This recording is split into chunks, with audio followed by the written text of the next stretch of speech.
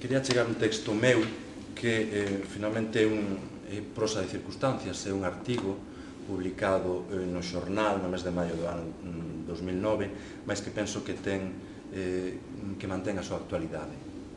É un texto breve, di así: a verosimilitude como argumento negador da normalidade, a dobraxe bilingüe.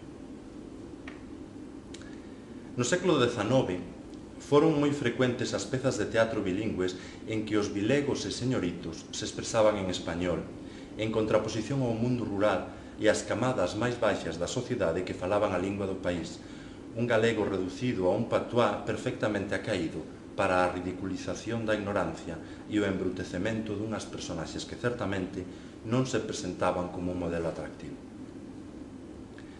A pasada quinta-feira, estou a falar de maio de 2009, en pleno século XXI, a Televisión de Galicia emitiu a longametraxe Mar Adentro nunha versión sorprendentemente bilingüe, en que unhas personaxes se expresaban en lingua galega e outras en castelán. Unha verosimilitude vestida de normalidade, finalmente negadora de calquera pretensión normalizadora para a lingua propia da Galiza.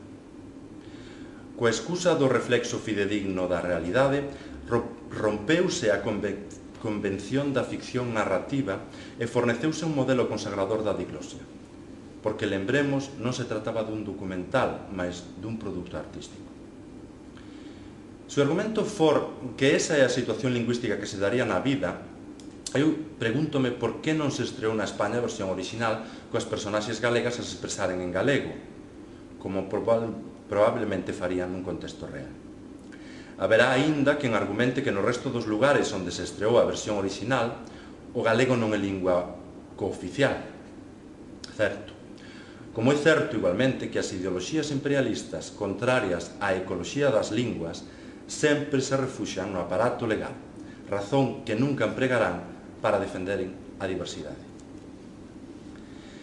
Moito infelizmente, na nosa sociedade aínda se dan situacións flagrantemente machistas e a violencia contra a muller documentase case todos os días do ano.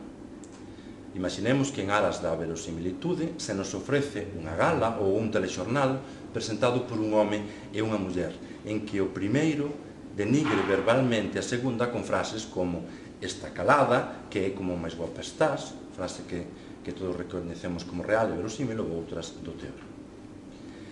Resultaría insoportável porque é outra a normalidade que desexamos, a que queremos presentar como referente. Para que se dobran os filmes na Televisión de Galicia? Por que non se emiten en versión original? E versión original non significa en español, mas en todas as linguas en que se realicen produtos audiovisuais de interés. Lembremos que se trata dun ente público que ten entre as súas razóns de ser propiciar a presencia social da lingua galega mediante a emisión de produtos de calidade que se vehiculen na nosa lingua. Mas agora comparece a verosimillanza como argumento contra a fluencia normal do noso idioma, impedindo así que o galego se mostre como unha lingua extensa, culta, útil e moderna.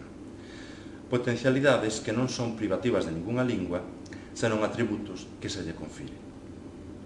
Un argumento, este da verosimillanza, pretendidamente neutro, que na verdade serve de refuxio para os interesados en manter un idioma sometido e subsidiario. Tal vez nunca poderemos evitar totalmente que medios de comunicación foráneos teimen en deitar sobre a nosa realidade lingüística visións pintoresquistas fundamentadas na verosimilitud. Mais o que si debemos é exixir á Televisión de Galicia que trate con total respeto unha das nosas máximas riquezas, o noso maior atributo como pobo. Doutra maneira, estamos a desfacer a casa pedra a pedra. E é todo.